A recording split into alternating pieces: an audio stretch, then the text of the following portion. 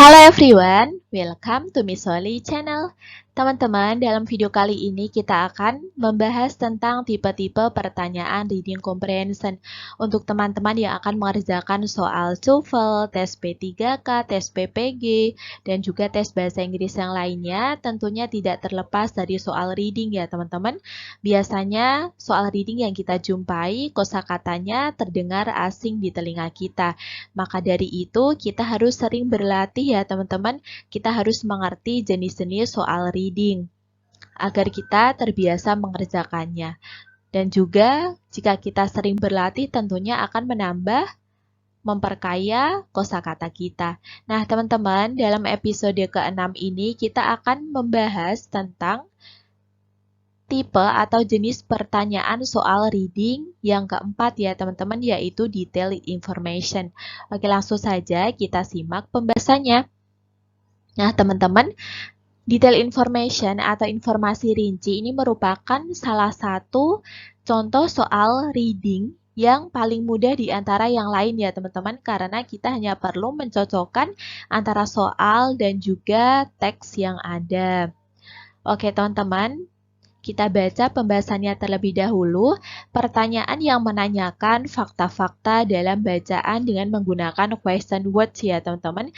Jadi informasi rinci merupakan soal yang menanyakan menggunakan question word. Di antaranya kita bisa menggunakan who, what, where, when, why, how, which, whom, dan juga whose. Kita baca penjelasannya terlebih dahulu. Untuk kata tanya who yang artinya adalah siapa digunakan untuk menanyakan subjek ya teman-teman, yang mengacu kepada subjeknya adalah orang. Kemudian ya selanjutnya ada kata tanya what yang artinya adalah apa digunakan untuk menanyakan subjek atau objek yang mengacu kepada benda. Kemudian kata tanya where yang artinya di mana digunakan untuk menanyakan tempat. Kata tanya when yang artinya kapan digunakan untuk menanyakan waktu. Yang selanjutnya adalah kata tanya why yang artinya mengapa atau kenapa. Di sini digunakan untuk menanyakan suatu alasan ya teman-teman. Kemudian yang selanjutnya ada kata tanya how yang artinya adalah bagaimana, digunakan untuk menanyakan cara. Yang selanjutnya, kata tanya which yang artinya yang mana. Nah, ini biasanya diikuti dengan noun ya, teman-teman. Di sini digunakan untuk menanyakan suatu pilihan. Yang selanjutnya adalah kata tanya whom, yang artinya adalah siapa. Ini hampir sama dengan dengan who ya, teman-teman. Yang artinya adalah siapa. Bedanya jika who digunakan untuk subjek, sedangkan whom digunakan untuk menanyakan objek ya teman-teman. Yang selanjutnya adalah kata tanya whose yang artinya adalah milik siapa. Di sini digunakan untuk menanyakan kepunyaan atau possession. Yang selanjutnya adalah pertanyaan yang menanyakan fakta-fakta ini tadi ya teman-teman. Dalam bacaan dengan menggunakan question word itu merupakan informasi rinci. Nah, jenis pertanyaannya biasanya adalah menggunakan question word ini ya teman-teman. Nah, di sini contoh soalnya adalah contoh jenis pertanyaannya adalah di sini menggunakan where did it happen? Kemudian ada juga according to the passage, how was the movie? Menggunakan how. Kemudian ada juga yang what time did the accident happen? Di sini menggunakan what ya teman-teman. Kemudian kita baca tipsnya terlebih dahulu untuk mengerjakan soal ini. Kita lihat keyword dalam pertanyaan atau kata kuncinya ya teman-teman. Kemudian kita harus mencocokkan dengan bacaan dan pilihan jawaban yang memuat baris yang menunjukkan jawaban yang diminta. Oke teman-teman, setelah kita memahami tentang soal atau jenis soal penjelasan detail information, kita langsung saja ke contoh soalnya. Di sini soalnya, kita baca soalnya terlebih dahulu ya teman-teman. Sekali lagi, jika kita ingin mengerjakan soal reading, tentunya kita harus membaca soalnya terlebih dahulu agar kita menghemat waktu. Karena seringkali jika kita membaca teks yang terlebih dahulu, terlebih lagi jika kita tidak tahu artinya, tentunya akan membuang-buang waktu kita ya teman-teman. Nah, di sini yang ditanyakan adalah what is the subject of the discussion in the paragraph. Kata kuncinya adalah subjek atau bahasan yang sedang dibahas ya teman-teman. Nah, untuk jenis soal ini biasanya Untuk yang pokok bahasanya terletak di awal kalimat ya teman-teman, kita baca terlebih dahulu. The two most common drugs that are legal and do not require a prescription are caffeine and nicotine. Kemudian di sini kita lihat yang dibahas di sini adalah kafein dan juga nikotin ya teman-teman. Kemudian di sini di kalimat berikutnya juga dijelaskan apa itu kafein. Kemudian di kalimat berikutnya juga dijelaskan apa itu nikotin ya teman-teman.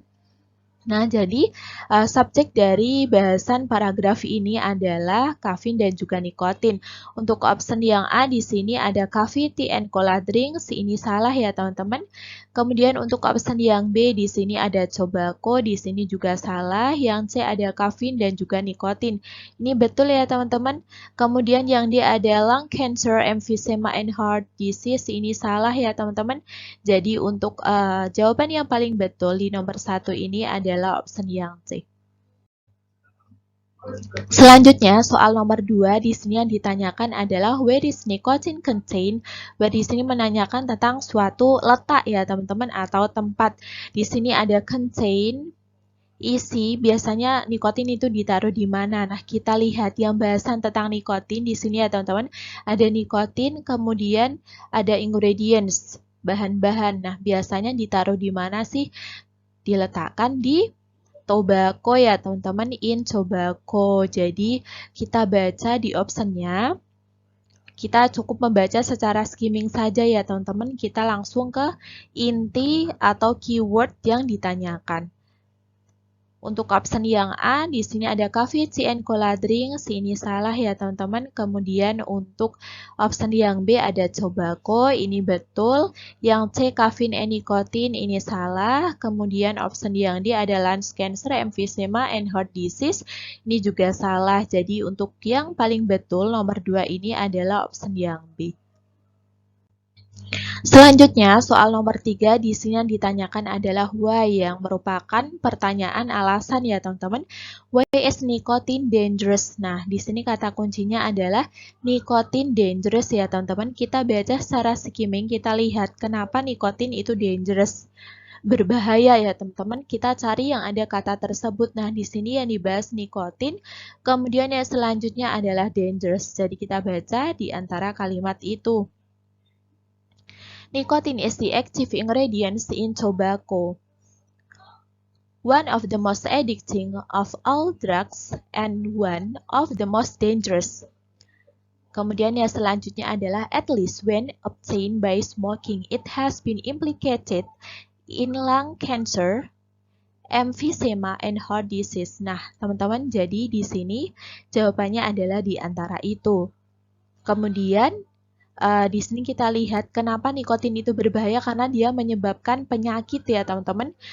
Apalagi kalau dia obtained by smoking, di sini menyebabkan lung cancer, emphysema, dan juga heart disease. Kita cari di optionnya. Untuk option yang A di sini it is used to stay awake. Ini salah ya teman-teman. Kemudian yang B ada it acts like a mild poison. Nah, ini juga salah. Kemudian option yang C ada it stimulates the central nervous system and heart. Ini juga salah ya teman-teman. Kemudian yang D ada it has been implicated in lung cancer, emphysema, and heart disease. Nah, ini betul ya teman-teman. Karena kenapa kok berbahaya? Karena dia menyebabkan beberapa penyakit. Yaitu diantaranya adalah menyebabkan kanker paru-paru, emphysema, dan penyakit jantung ya teman-teman. Jadi, untuk option yang paling betul adalah option yang D. Yang selanjutnya, soal nomor 4, di sini teksnya masih sama. Yang ditanyakan adalah how can caffeine be used to stay awake? Nah, di sini yang ditanyakan adalah cara ya teman-teman. How, bagaimana. Kemudian kata kuncinya ada caffeine, kemudian juga ada stay awake. Kita cari, kita baca secara sekilas saja ya teman-teman. Di sini yang dibahas adalah tentang kafein di kalimat kedua, kemudian kita cari yang mengandung stay awake. Di sini kita baca, caffeine is the active ingredient in coffee, tea, and many cola drinks. It stimulates the central nervous system and heart, and therefore is often used to stay awake. Nah, jadi dia itu karena Kenapa kok dia bisa digunakan untuk tetap terjaga? Karena dia merangsang sistem saraf pusat dan jantung ya teman-teman. Dia merangsang sistem saraf pusat dan juga jantung. Jadi ini jawabannya ya teman-teman. Kita tandai terlebih dahulu di sini. Jadinya dia bisa digunakan untuk tetap terjaga. Karena dia menstimulasi itu. Kita cari di optionnya. Untuk option yang A di sini it is stimulated by smoking. Ini salah ya teman-teman. Ini nikotin. Kemudian yang B ada it acts like a mild poison. Ini juga salah. Yang C, it stimulates the central nervous system and heart. Ini betul ya teman-teman karena dia menstimulasi pusat sistem. Kemudian juga hati ya teman-teman, jantung. Merangsang sistem saraf pusat dan juga jantung. Yang D adalah prolonged heavy use appears to be addicting. Ini salah. Jadi jawaban yang paling betul di soal nomor 4 ini adalah option yang C. Selanjutnya soal nomor 5. Di sini kita baca terlebih dahulu. According to the passage, when does nicotine cause some disease? Nah, teman-teman di sini kita lihat yang ditanyakan adalah when, yang menanyakan waktu ya teman-teman. Di sini kata kuncinya adalah nikotin, kemudian some disease, penyakit. Menyebabkan penyakit, kapan? Nah, kita lihat tadi ada di kalimat terakhir ya teman-teman. Di sini menyebabkan beberapa penyakit diantaranya lungs cancer, emphysema, dan juga heart disease. Kita baca terlebih dahulu. One of the most addicting of all drugs and one of the most dangerous, at least when obtained by smoking. It has been implicated. Nah, penyakit ini. Jadi sini kita lihat ya teman-teman, yaitu when obtained by smoking. Ketika dia itu diperoleh dengan merokok ya teman-teman. Di situ ketika kita memperoleh nikotin dengan cara merokok, di situ menyebabkan beberapa penyakit. Di antaranya adalah kanker paru-paru di sini, kemudian ada emfisema dan juga penyakit jantung. Jadi jawabannya when obtained by smoking. Kita lihat option yang A, di situ ada it is obtained by smoking. Ini betul ya teman-teman. Kemudian yang selanjutnya adalah it consumes 7 to 10 cups per day. Dikonsumsi 7 sampai 10 cup per day. Nah, ini salah ya teman-teman karena di sini contoh dari penggunaan kafein pada kopi, teh, dan juga cola drinks.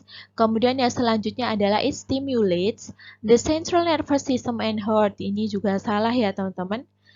Ini juga kafein. Kemudian yang selanjutnya it mixes in cola drinks. Tidak ya teman-teman karena di sini nikotin dicampurkan pada rokok ya teman-teman. Nah, jika di situ diperoleh dengan cara merokok dicampurkan dengan rokok, kemudian kita konsumsi, akan menyebabkan beberapa penyakit tersebut. Jadi, opsi yang paling betul adalah opsi yang A. Oke, teman-teman, sekian pembahasan kita kali ini. Semoga video ini bermanfaat. Dan jika video ini bermanfaat, yuk like, subscribe, dan juga share ke teman-teman. Nah, teman-teman, jangan lupa untuk selalu memantau channel Miss Dolly karena saya akan terus mengupdate tentang soal-soal dan juga pembahasan yang tentunya bermanfaat tentang bahasa Inggris dan yang lainnya ya teman-teman. Oke, thank you for watching. See you for the next video. Bye!